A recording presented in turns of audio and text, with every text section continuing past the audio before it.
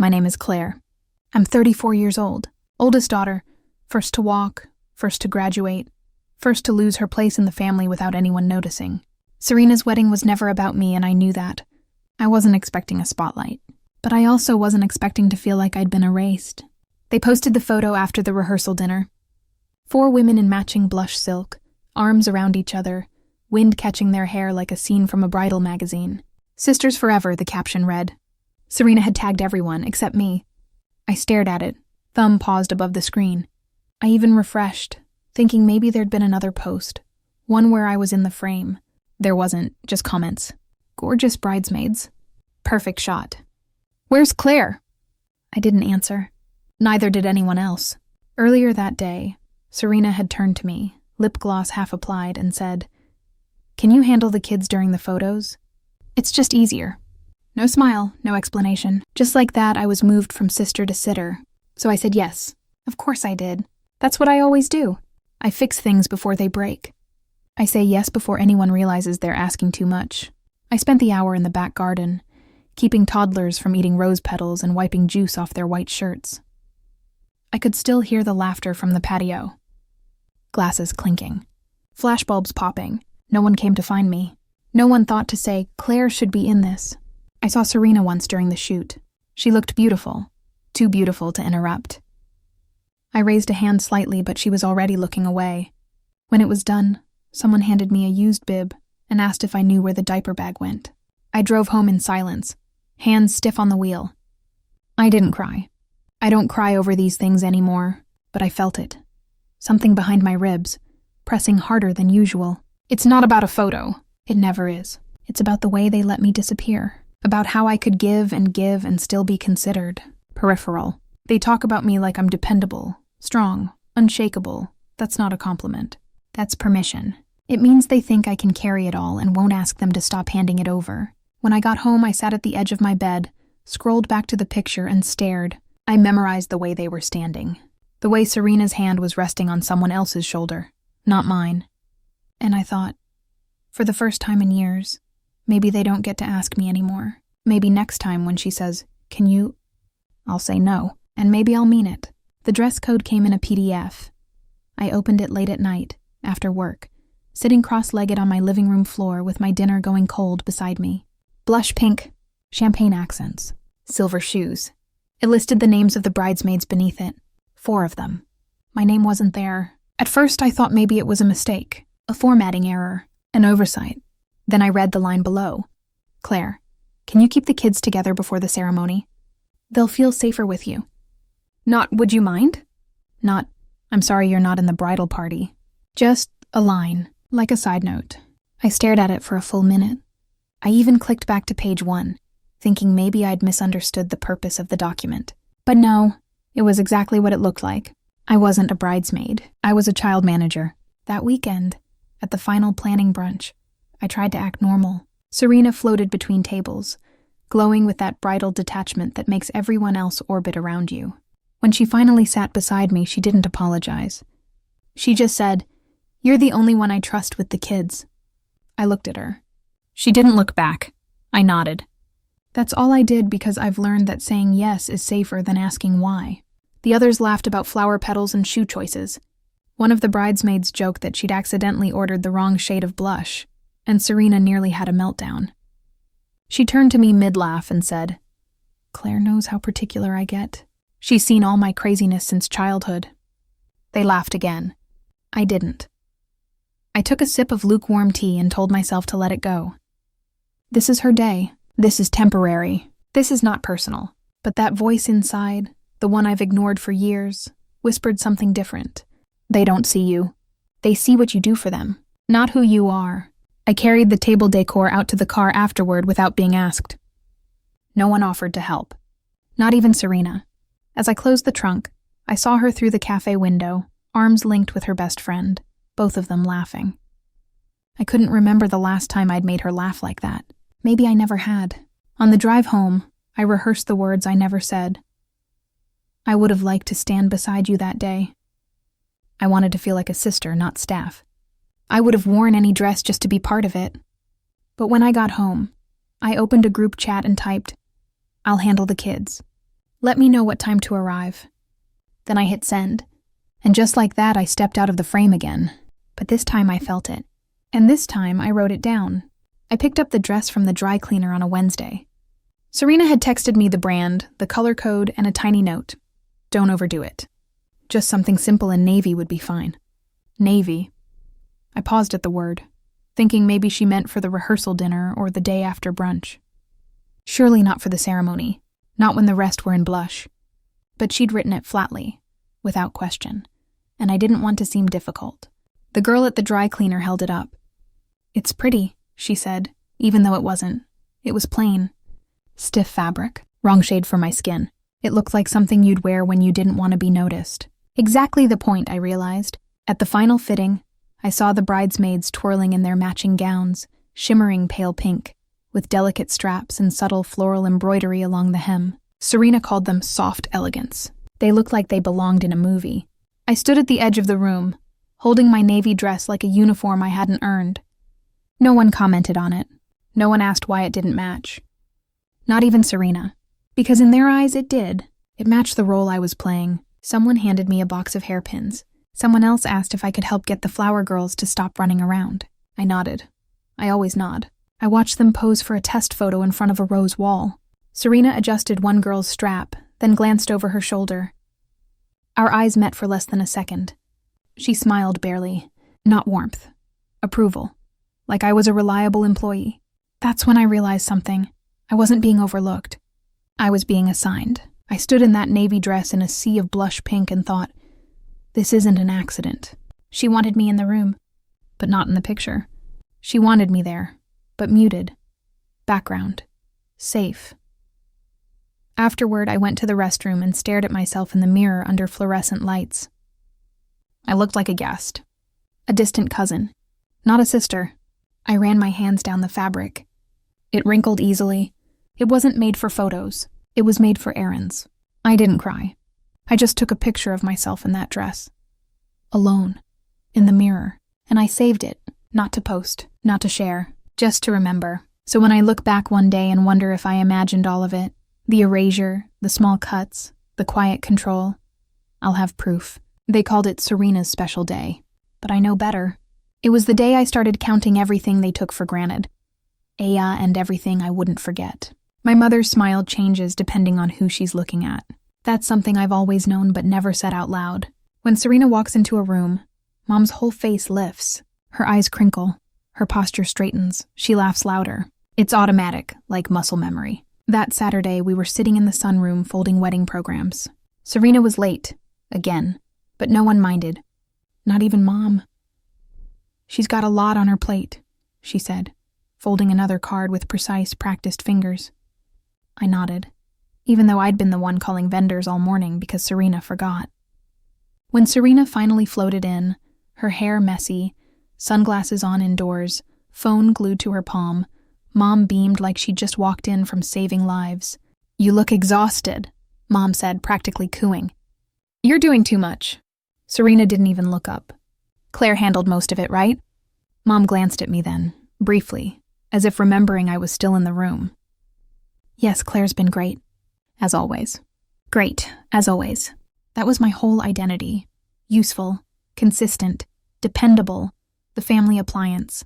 I tried to speak, just something small. I had news from the caterer, a last-minute update about the signature cocktails Serena wanted. But as soon as I opened my mouth, Serena started talking over me, loudly, laughing about some drama in the group chat with her bridesmaids. I fell silent. Again. Mom turned fully to Serena, locking eyes with her like they were the only two women in the world. And I sat there, folding napkins.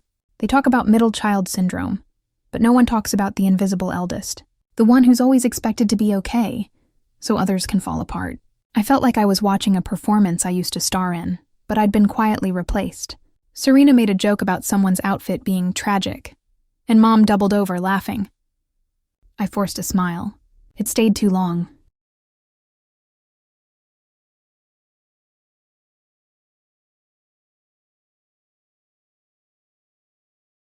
When Serena stepped outside to take a call, Mom sighed dramatically, like she'd just survived a hurricane. She tries so hard, she said. I looked at her carefully. She's barely here. Mom laughed. Oh, don't start. She's got so much to juggle. It's her big moment.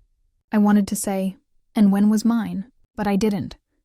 Because even when I try to speak, they make my silence feel like a choice. Later, when Serena left, Mom stood at the door and waved like she always does. I watched her shoulders soften, her expression shift, and for a second I imagined her looking at me that way.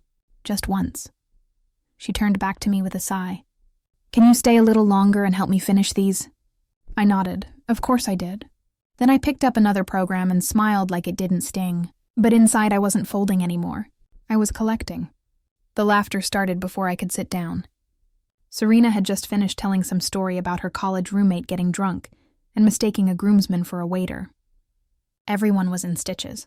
I hovered behind the last empty chair at the cousins' table, unsure if I was interrupting something. My seat wasn't saved, but I pulled it out anyway. Claire, Serena said brightly, spotting me. Finally. We were just wondering when our family nanny would arrive. They all laughed again. Even my mother smiled, the way people smile when they don't want to look rude. I sat down slowly. No one noticed I hadn't laughed. Someone passed me a bowl of salad. Someone else changed the topic. Serena didn't. She practically raised me, you know, she added, sipping her mimosa. Well, raised and managed. Every time I got in trouble, Claire cleaned it up. This time the laugh was smaller, almost nervous. A few eyes flicked to me, gauging my reaction. I smiled. That reflex again. The one that hurts your face if you hold it too long. Remember that time with the neighbor's mailbox? Serena pressed on. Claire took the blame so I wouldn't lose phone privileges. She's always been the fixer. She's so good with the kids, Mom added, trying to steer the conversation gently. Exactly, Serena grinned. That's why she's on childcare duty this weekend. The table broke into another round of laughter. I didn't look at anyone. I just reached for my water and took a sip, even though my throat felt like it was closing. No one meant to be cruel. That's what I told myself. They were just careless. Careless with how they placed me in the narrative. Not a sister, not a guest of honor, not even a real participant. Just the family's reliable fallback. A function, a utility. I looked around the table at their faces. Cousins who used to come crying to me when they scraped their knees. Aunts who once asked me to sit with them when they were grieving. People I'd held together once upon a time, and now couldn't look me in the eye. Do you remember that night? Serena asked, looking at me now. Her voice was soft, almost tender. You told me I could always count on you. I nodded. I remember. I also remember meaning it. I also remember never hearing it back. Dessert was served. Some chocolate thing Serena had custom ordered. It came with little gold forks and handmade place cards for everyone, except mine. They forgot. I used a plastic spoon from my purse and ate in silence. Later that night, I stood in front of the bathroom mirror and stared at my reflection. Still smiling. Still swallowing. I thought about the joke. About how they all laughed. About how no one stopped her. And I wrote down her words. Verbatim. Not to forget them, but to remember the moment I started counting. I arrived 10 minutes early. The venue was already glowing with white lanterns, gold chargers, and soft music playing from hidden speakers. Everyone had their role. The bridesmaids were gathered near the mirror wall, giggling over lip gloss and lost earrings. The photographer was checking angles near the floral arch. I hovered near the back, clutching a small clutch bag and trying to remember if I'd worn enough blush. A woman in a headset clipped across the room toward me. Claire, right? She asked. You're at table 7. I nodded, though I didn't remember being told where I'd be sitting. She handed me a printed layout and walked away. I scanned the paper. Serena and her new husband were at table 1, centered in the room beneath the chandelier. Around them, bridesmaids, groomsmen, close friends. Table 2 was mom and dad, aunts and uncles. Table 3 was cousins. 4, 5, and lol names I recognized. Table 7 was next to the service entrance. I blinked. I traced it again, certain I'd misread.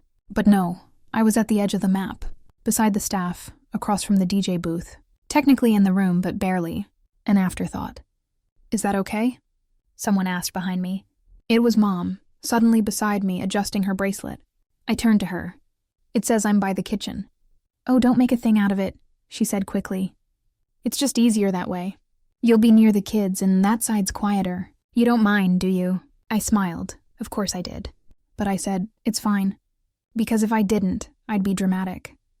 Ungrateful. Difficult. All the words they use when you stop smiling. I made my way to table 7. It was already set.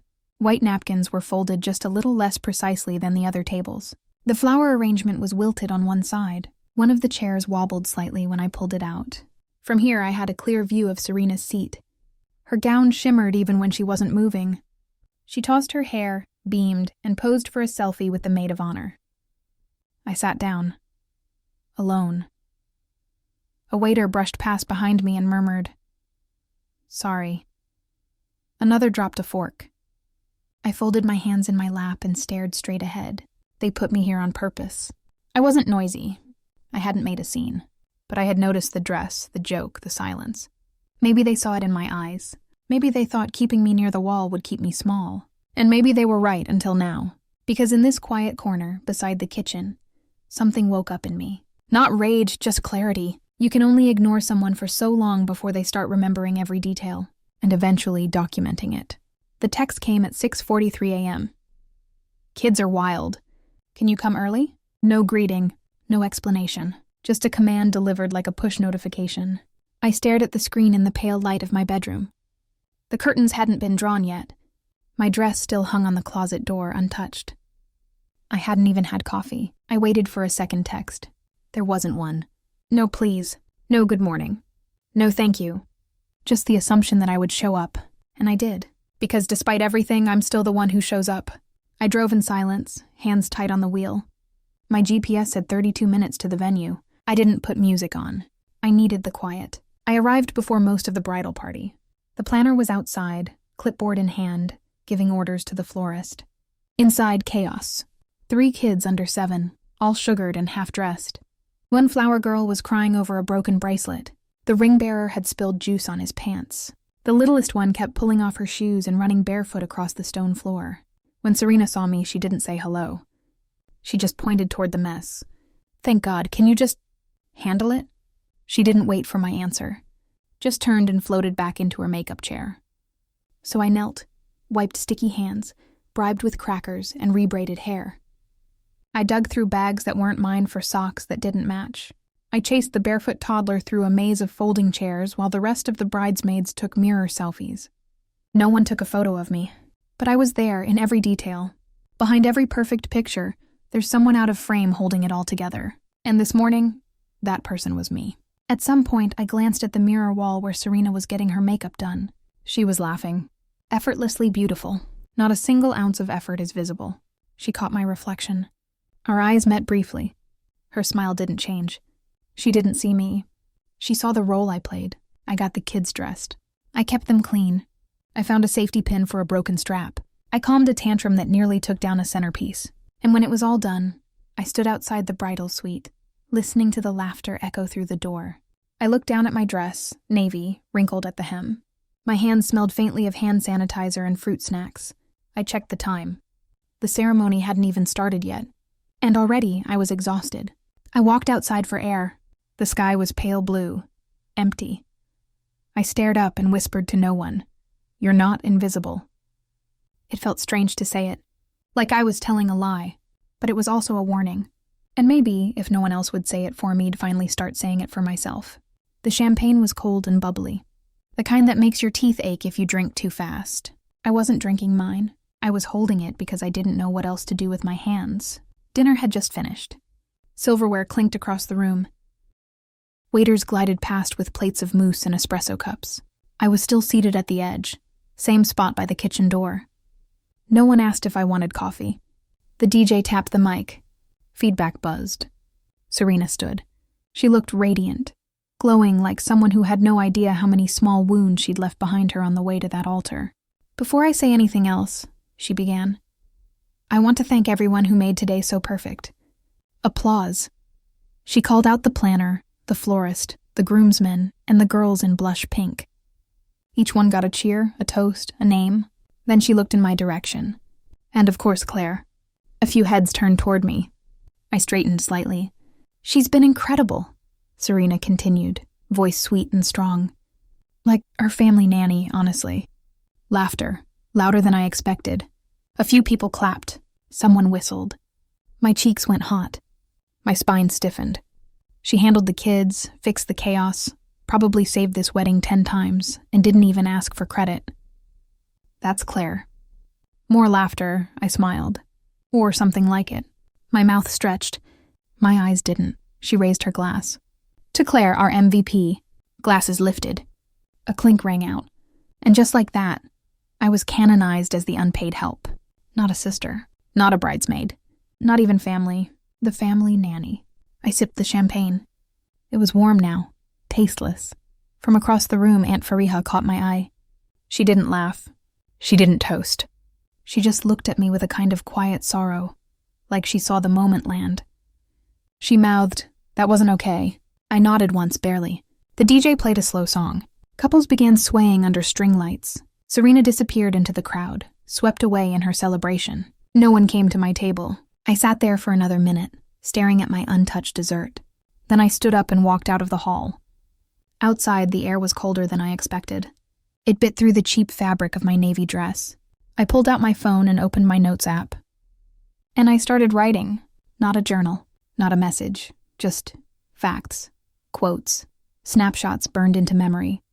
I titled the page, "They Called Me the Nanny," because sometimes the only way to stop being erased is to become the one holding the pen. I found a corner in the hallway just past the bathrooms. It wasn't intentional. I didn't storm out or plan some dramatic exit. I just ended up there. Everything inside the reception felt tight. The air, the lights. The sound of Serena's laughter was spilling from every direction. I needed distance, even if only 10 steps of it. I leaned against the wall and closed my eyes. A door opened behind me. "You all right?" Aunt Fariha's voice was low, careful. I opened my eyes. She was holding a paper napkin and a glass of water. Not judgmental. Not nosy, just there. "Fine," I said. Reflex. The answer I've used for years. She didn't believe me. "I didn't clap," she said gently. "When she called you the nanny, I didn't think it was funny." I tried to smile. I failed. "I've heard a lot of things in this family," she added, "but that one stuck." We stood there in silence for a beat.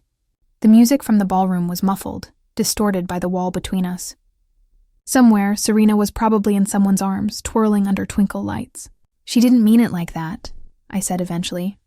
Another reflex. "Didn't she?" Fariha asked, raising an eyebrow. Because that sounded practiced. That sounded like something she's said before. I swallowed hard. "She's the bride," I said. "And you're her sister." I looked down at my dress, creased at the waist, a faint stain from grape juice near the hem. It did look like something a nanny would wear. "She's always been a little careless," I said. "It's not new." "Claire." Fariha's voice was sharper now. Not unkind, just clear. There's a difference between careless and cruel. No one had said that out loud before. I felt something shift inside me. Not a realization I'd already known, but hearing it spoken made it harder to bury. "I don't want to ruin her night," I whispered. Fariha tilted her head. "And when has she ever worried about ruining yours?" I didn't answer. She took a step forward, pressed the napkin into my hand. "You don't have to make excuses for people who forget you when the camera turns on."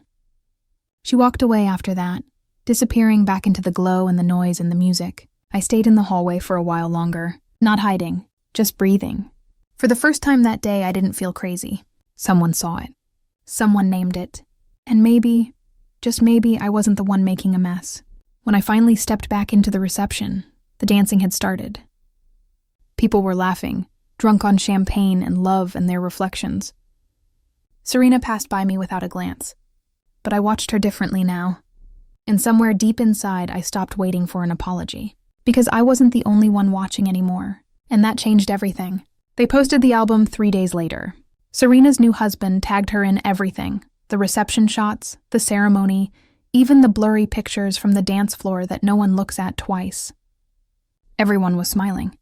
Every detail sparkled. I sat on my couch with my phone balanced in one hand, the other wrapped around a mug of cold tea I hadn't realized I wasn't drinking. Slide after slide, pose after pose. Serena, her groom, and the bridesmaids. Serena with Mom. Serena with the groomsmen. Serena alone, laughing with her head tilted just so. No me. I scrolled faster, then slower, just to be sure. I looked for the back of my head in crowd shots. A stray hand in a reflection. Nothing. It wasn't even that I was cropped out. I was never included. I'd been at that wedding all day. Longer than anyone, if we're counting hours. I'd dressed the flower girl, dried the ring bearer's tears, and picked stray leaves off Serena's veil. I'd handled snacks, shoe malfunctions, a wardrobe crisis involving a stained tuxedo shirt, and an emergency tied pen. But in the official record, I wasn't there. At first I felt numb. Then something colder crept in. I went back to my camera roll. 57 photos from that day. Most of them were children. Some were blurry. A few were useful. None of them was of me. No one had taken a photo of me. Not one person. I put my phone down. It was strange how it hit. The weight of being erased not with cruelty, but with comfort. They didn't hate me. That would have made sense. They just didn't see me. And that kind of invisibility, that lives under your skin. Later that night, I got a group message. Serena had shared a Dropbox link. Full gallery. The message read, "Tag away." I didn't open it. I sat in the dark for a long time, the only light in the room coming from my phone. Messages kept pinging in. Love this one. You look amazing here. Oh me, such a fairy tale. None of them was for me. I walked to the mirror and stood there, barefoot, dress wrinkled on the floor beside me. My face looked blank, not sad. Just done, not angry, not surprised, just tired of being the frame for someone else's portrait. The wedding was over, but something else had begun. This silence I'd worn for years, it wasn't serving me anymore. And now that I could see it for what it was, I wasn't going to wear it again. Let them keep their pictures. I'm keeping the truth. I spent an hour choosing the box. It had to be the right size, not too flashy, not too plain. Something soft, linen-covered, the kind you keep tucked in a drawer even after the occasion is over. Inside, I placed the necklace. It wasn't expensive, not in the way Serena counted value. It was our mother's, one she used to wear on Sunday mornings or when she was trying to look put together for parent-teacher meetings. It had a tiny gold charm on it shaped like a teardrop. I used to trace it when I was little, sitting in her lap. She gave it to me the year Serena moved away for college. Said, "This is yours now. You notice things others miss. Keep it close." I wrapped it in tissue, wrote a card. Just 4 lines. For your next chapter. For the days that feel too big. For the nights you forget who you are. Love, Claire. I slid the box under a silk ribbon and placed it in the gift bin outside the reception hall, along with all the others. I watched it drop in, neatly, gently, and I walked away. I thought, naively maybe, that she'd say something. That night? Nothing. The next day? Nothing. I waited. By day 3, I wondered if it had gotten lost. Maybe the hotel staff had taken the gifts somewhere. Maybe she hadn't opened them yet. On day 4, Serena posted a reel of her wedding unboxing. Laughter, fast cuts, shoes, envelopes, gift cards, and a designer clutch. Her fingers moved quickly, her voice off camera, narrating like a lifestyle influencer. The necklace wasn't there. Neither was my name. I messaged her. "Hey, just wondering if you got my gift." She replied 4 hours later. "Which one was yours again?" "We got so many." I stared at the screen. I didn't respond. I went to the guest table where the gifts had been stored. Checked in with the hotel coordinator. The list showed a gift logged under my name. Small box, no brand, white ribbon. It was checked off as received. I called Mom, asked if Serena mentioned anything. She hadn't. The next day I asked again, this time directly. "Did you see the necklace?" It was Mom's. Her reply was short. "Oh, I think that box got misplaced. Sorry if that's what you gave." That box, that was all it was to her. A disposable package lost in a pile of prettier things. I closed my phone, sat in the dark. It wasn't about the necklace anymore. It was about what it meant, what she knew meant, and how she chose to ignore it. I used to think being forgotten was the worst kind of pain. But no, being deliberately dismissed, that's something else. And I felt it settle, cold and clear in my chest.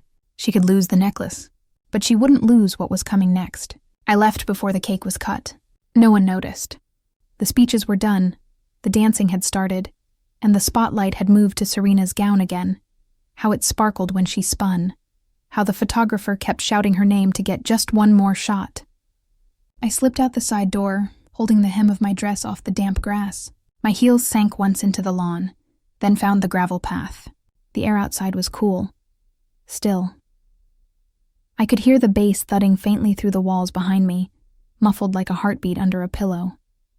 I didn't say goodbye to anyone, not out of anger, not even spite, just preservation. My car was parked at the edge of the lot, under a dying streetlight.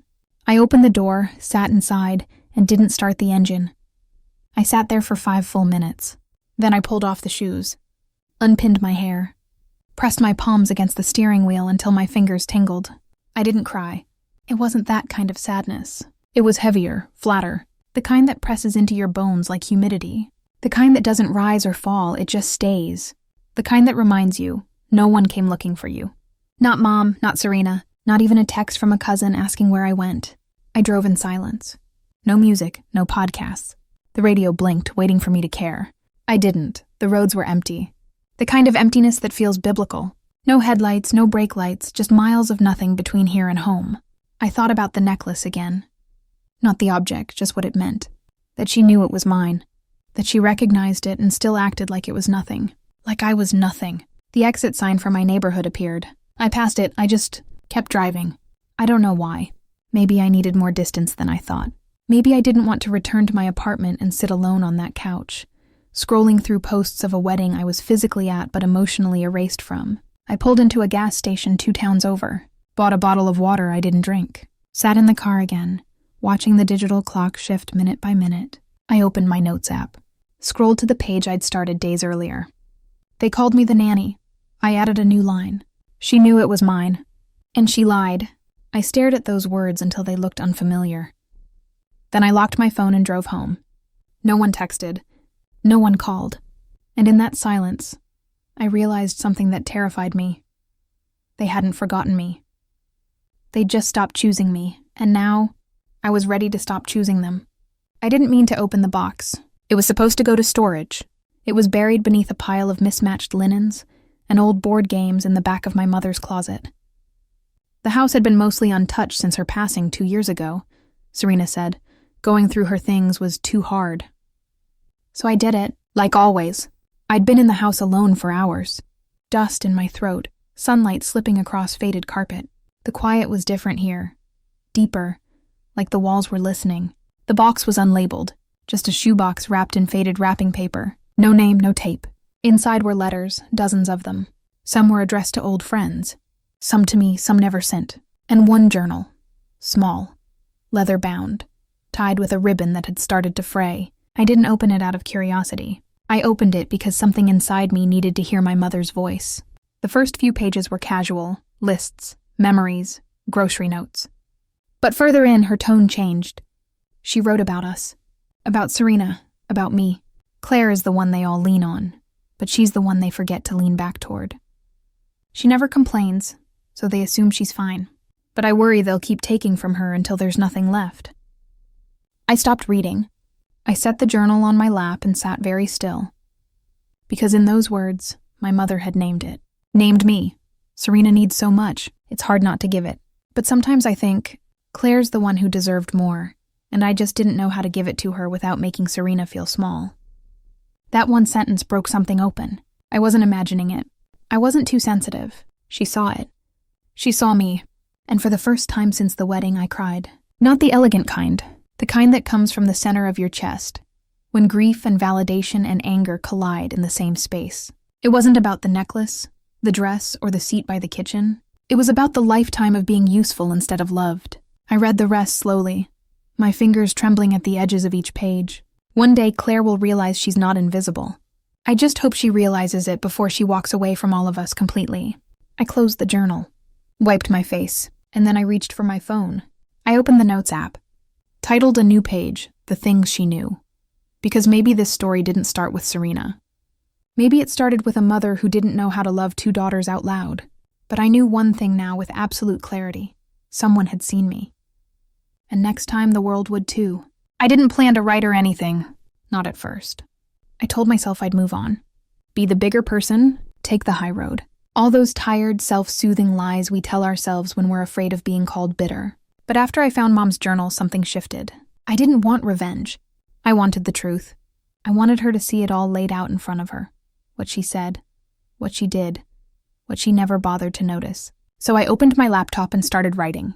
Not to send, just to see. It started slow. A few sentences, half-thoughts, fragments of memories I hadn't touched in years. But the moment my fingers found their rhythm, it poured out of me. I wasn't writing a message. I was building a case. You joked I was the family nanny. But I raised you when Mom couldn't get out of bed. I covered for you when you skipped school, when you broke things, when you lied. You didn't forget to add me to the bridal party. You excluded me. You didn't lose the necklace. You ignored what it meant. Each line was short, clean, cold, the kind of sentences that cut because they don't try to. I added screenshots. The seating chart with my name by the kitchen. The message asking me to come early for the kids. A photo of the navy dress against the blush bridesmaids. The Instagram post. The comments. Her replies. I wasn't petty. I was methodical. There was power in writing it down. Not screaming. Not begging. Just documenting. Quietly. Calmly. Like a witness giving a statement. By the time I hit page 4, my hands had stopped shaking. I sat back and read the whole thing. And for the first time in weeks, I felt something that almost resembled peace. Not closure. That's a myth. But stillness. I saved the draft and shut the laptop. It was enough just to know it existed. But even as I walked away, I knew it wouldn't stay a draft for long. Some truths don't belong in the dark. And maybe she wouldn't apologize. Maybe she wouldn't even care. But she'd know. She would read every word, every line, every moment she thought I'd let go. And even if she rolled her eyes, even if she deleted it, she would still have to see it. Because people like her depend on people like me to never speak. But this time, I wasn't asking permission. It was supposed to be a routine cleanup. Just another afternoon spent sorting through the last of Mom's paperwork in the attic of the family house. Boxes of utility bills, expired warranties, and old birthday cards. I worked with gloves on because the dust was thick, like it had settled in for good. The folder was wedged between 2 encyclopedias, cream-colored, unmarked, rubber-banded shut. I wouldn't have looked twice if I hadn't dropped it. It landed open. Legal letterhead at the top. The name hit me first. Clarion Rowe, sole inheritor. I froze. My knees pressed into the wooden floor. The attic suddenly felt colder, darker. I read the document again, slower this time. It was a will, an updated one. Not the version we were told about, the one Serena waved through probate after the funeral. That one split everything equally. This one was different. It was dated 6 months after Mom's last hospital stay. Signed, witnessed. The house, O'Ers, the one Serena kept saying we'll renovate together, was left entirely to me. Not shared, not split. Mine. There was a note at the bottom, handwritten in Mom's cursive, because she never asked for it. And never would. I sat there, legs going numb, heart crawling into my throat. All this time, Serena had paraded around like the house was hers to manage. Hers to redecorate, to approve or disapprove of. But she hadn't seen this. Or maybe she had and buried it. I flipped through the rest of the folder. There was a letter too, unsent. Addressed to me. Claire, if you're reading this, then I didn't dare to say it when I should have. You've carried so much. I'm sorry I made you do it in silence.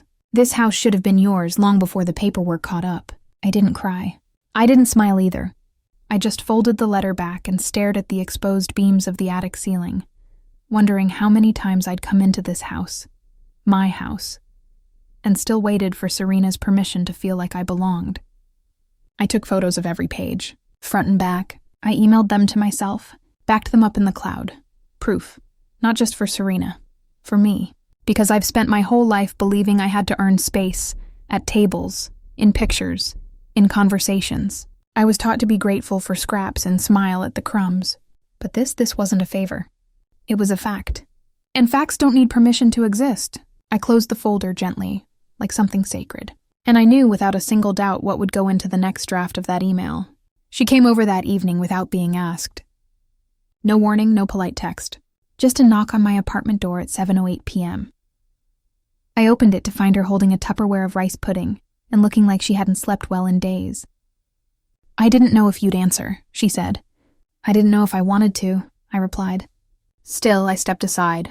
We sat in silence for a while. The pudding sat untouched between us. Finally, she spoke. I knew about the will, she said. Not softly, not dramatically, just honestly. My throat tightened. She looked at her hands. Your mother told me after she changed it. She made me promise not to say anything. Said she'd tell you herself. that she just needed a little more time. But she didn't, I said. No, she agreed. And when she passed, Serena moved so fast. I didn't even get a chance to ask about it. You let her file the old one, I said. My voice was flat. I didn't know what to do, she said. Your mother was gone. The lawyer never mentioned a second version, and I told myself it wasn't my place. It wasn't anger that rose in me. It was something colder. Disappointment wrapped in fatigue. I found it, I said. In the attic. I figured you would eventually, she said quietly. Your mother kept everything. I looked at her. This woman who'd seen the worst of Serena and still sat at the wedding smiling like it was all fine. Who'd seen me in the hallway, broken and humiliated, and whispered, that wasn't okay, but never said more until now. Why didn't you say something when I was being pushed aside? When they laughed at me? Called me the nanny? My voice cracked. She winced. Because I thought maybe you didn't want the fight. I thought you were surviving it the only way you knew how. I was, I said. But surviving isn't the same as living. She nodded, slow and sad. I should have spoken up, she said. Not just about the will. About everything. You still can, I said. She looked up at me. Would you let me? She asked. I held her gaze. If I send that email, they'll call me bitter, vindictive, a liar. They've called you worse in their silence, she said. I stood and walked to the kitchen, poured her a glass of water. When I returned, I slid a copy of the scanned will across the table. Read it, I said. Then decide who you want to be in this story. She picked it up with trembling hands, and I knew she wouldn't be the only one reading it soon. Because this wasn't just about family, it was about truth. And the moment you start naming it out loud, it stops belonging to everyone else. It becomes yours. I opened the draft again just after midnight. The apartment was quiet, the kind of stillness that makes you hear your breathing. The email was already long, 6 pages now, but I hadn't sent it, not yet. It was still sitting in my drafts folder, waiting, like me. The earlier version had been emotional, personal, a woman asking to be seen. That version is gone now. Tonight, I wasn't asking for recognition. I was stating facts. I deleted the first paragraph entirely, then the second. The part where I said, I still love you, deleted. The part where I said, this hurt me, gone. I replaced them with timestamps, screenshots, receipts, the seating chart, the deleted comment thread from the wedding post, her message asking me to come early and watch the kids, with no hello and no thank you, a photo of my navy dress next to the bridesmaids' blush gowns, proof of the necklace's appraised value, sent to her, never acknowledged. I pasted a still from the wedding video, Serena thanking our family nanny. Below it I wrote, this wasn't a joke. It was the role you assigned me. Then I attached the will. A clean scan. Every page is clear, readable, and properly dated. Her name is missing from the property line. And then the note. Mom's handwriting, because she never asked for it. And never would. I included that too. Not as a threat. As context. I read the full thing twice. Slowly, no typos. No extra emotion. Just truth, stacked in order. Like a prosecutor building her closing argument. At the very end, I added a single line. You erased me in front of everyone. I'm just returning the favor, only this time with documentation. I signed my name. Claire Rowan. Nothing fancy. No flourish. No love. No warmly. Just a period. Then I hit schedule. Delivery time, Monday. 8 Sarg a.m. Just as she was beat aboard her honeymoon flight to Italy. I closed the laptop. Stared out the window. I didn't feel triumphant. I didn't feel cruel. I felt steady. Like for once the weight I'd carried wasn't mine anymore. It had been redistributed. Every screen grab, every quote, every moment she'd laughed while I stood in silence, now repackaged and returned to sender. And whatever she did with it next, that was on her. I turned off the lights and went to bed. I slept without waking, without flinching, without dreaming. And for the first time in years, I didn't feel small. I felt prepared. Monday came quietly.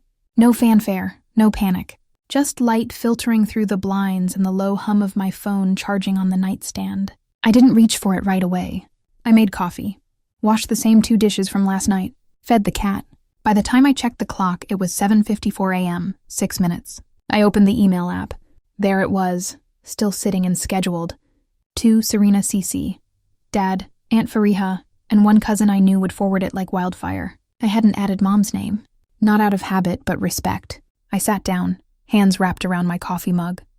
My finger hovered, though there was nothing left to do. No edits, no questions, no need to rehearse the consequences. Because the truth was, if I didn't send this now, I'd carry it forever, and she'd carry nothing. I watched the seconds count down in the corner of the screen. 7:59:28, 7:59:42, 7:59:59, 8 a.m. sent. That was it. No fireworks, no system crash, no immediate explosion of responses. Just a blinking cursor and silence. I sat very still. In that moment, I didn't feel proud, or vindicated, or angry. I felt clean, like someone who had finally returned something she never should have been forced to hold. There's a kind of exhaustion that comes from not being believed, from being reasonable while others are cruel, from pretending silence is grace. That's what I let go of. My phone buzzed once, a delivery confirmation. Then another. I didn't read the replies, not yet. I stepped outside onto the balcony, let the morning air hit my skin. The world didn't look different. But I did. Inside me, something had finally settled. She was going to read every word. The jokes she made. The chair by the kitchen. The forgotten necklace. The missing photos. The rewritten will. It was all hers now. She could delete it, deny it, blame it on stress, wine, tradition, but she couldn't unsee it, and neither could I. My phone buzzed again. Serena, subject line, we need to talk. I didn't open it. Because no, we didn't. Not anymore. I'd already said everything I needed to say. Not with tears. Not with rage. With facts. With clarity. With timing. She was 30,000 feet in the air when it hit her inbox, mid-flight. No escape. No signal strong enough to spin the story before she could finish reading it. She'd boarded a plane in control. She'd land in reality. I turned off my notifications and poured a second cup of coffee. And I smiled, not with satisfaction, but with relief. Because of the weight I had carried in silence, now had a return address. 1 minute. That's how long it took. At 8:01 a.m., my phone vibrated once. Then again. Not calls. Serena wouldn't be that obvious. She knew better than to start a scene without an audience. But the subject line came through immediately. We need to talk. No greeting, no apology, no shock. Just a summons. I stared at the screen. My thumb hovered, then dropped the phone back onto the kitchen table. I wasn't going to open it. Not yet. I wanted her to feel the silence for once. Not the kind that comes from distance, but the kind you earn from disrespect. The kind that wraps around you like a cold wind after the warmth is gone. She would have read it midair, probably somewhere over the Atlantic, sipping sparkling water, curled up in her aisle seat, thinking she'd left everything behind her. Instead, she opened her inbox and found the truth neatly formatted, time-stamped, and undeniable. The jokes, the exclusion, the necklace, the will, the house she thought was hers. I imagined her face as she scrolled, not because I wanted her to suffer, but because I wanted her to see, not through my eyes, but her reflection, clear, unfiltered. My phone buzzed again. This time it was a text. Serena, this is not okay. Why would you do this like this? Because this is the only language you've ever understood, I thought. I didn't respond. Another came in seconds later. We're on our honeymoon. You could have waited. No. She didn't get to control the timing anymore. She didn't get to ask for peace after weaponizing politeness for years. I left the phone face down, made my bed, opened a window, sat in the quiet, and for once I didn't feel guilty.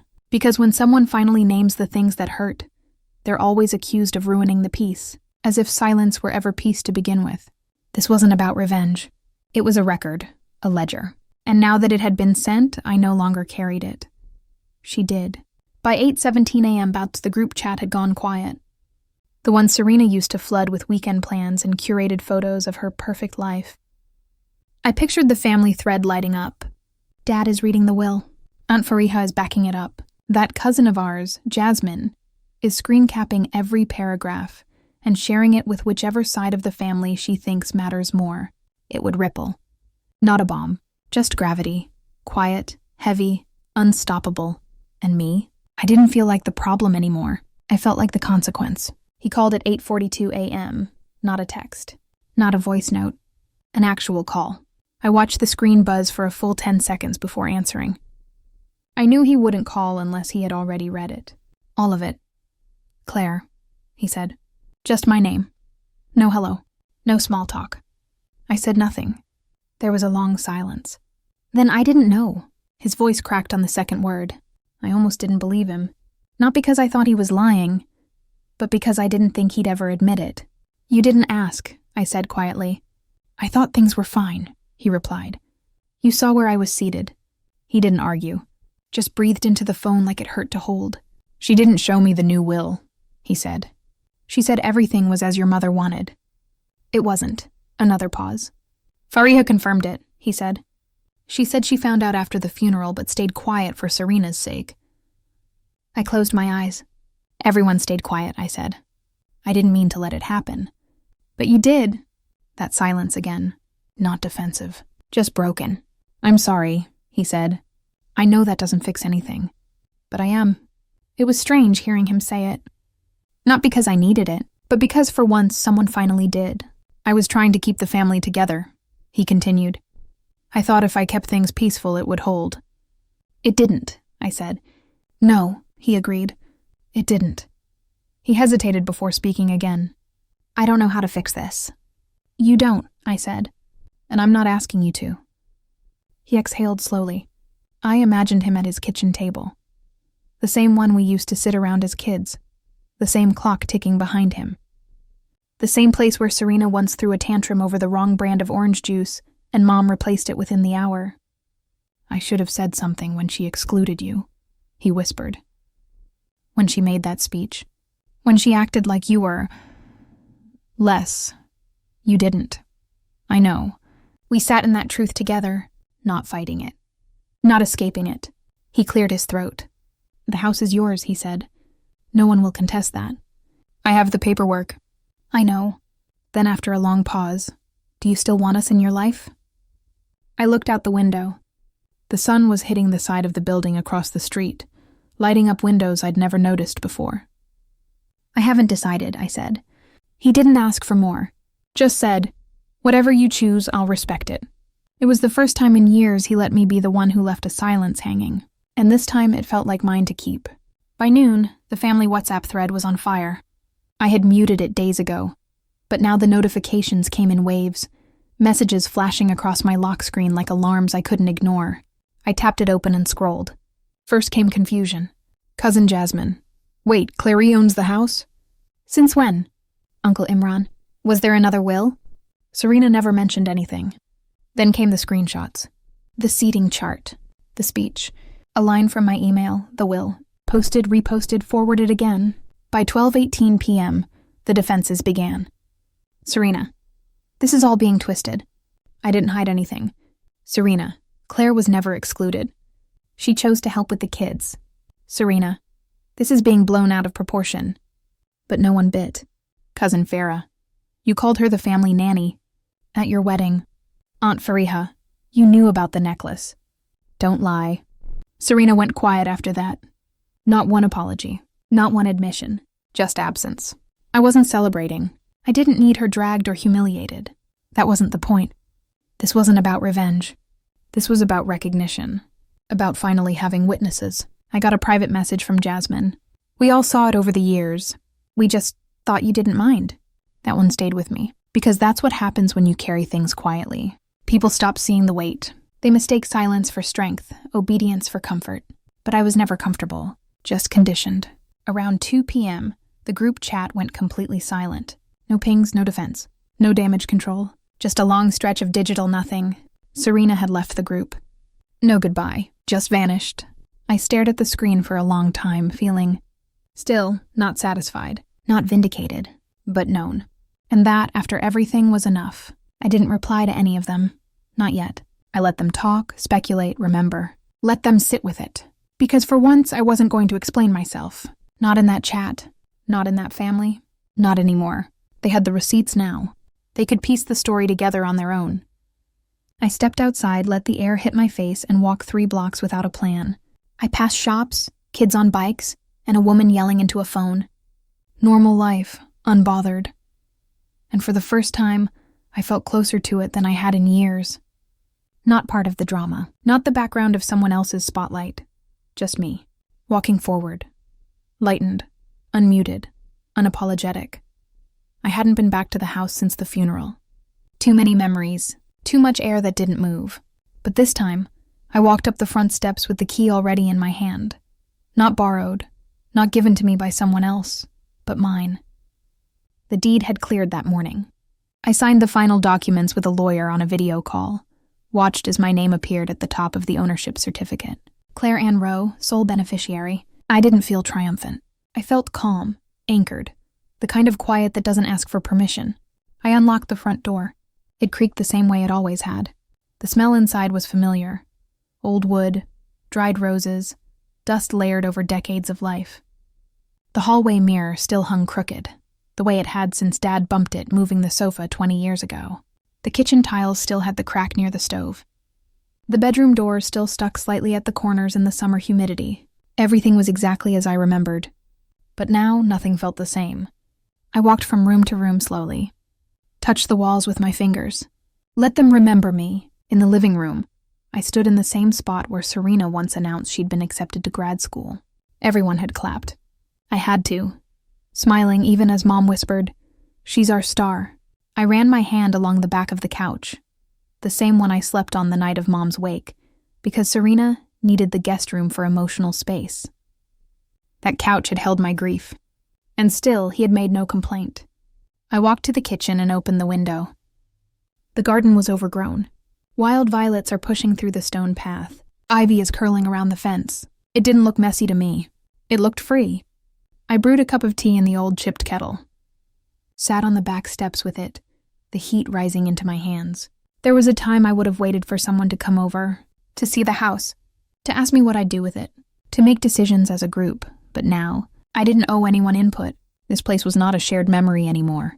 It wasn't Serena's project or Dad's guilt trip.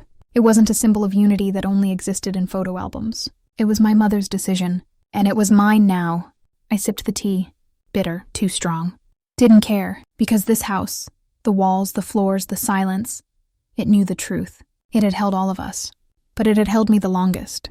And now, finally, it didn't belong to the one who shouted the loudest.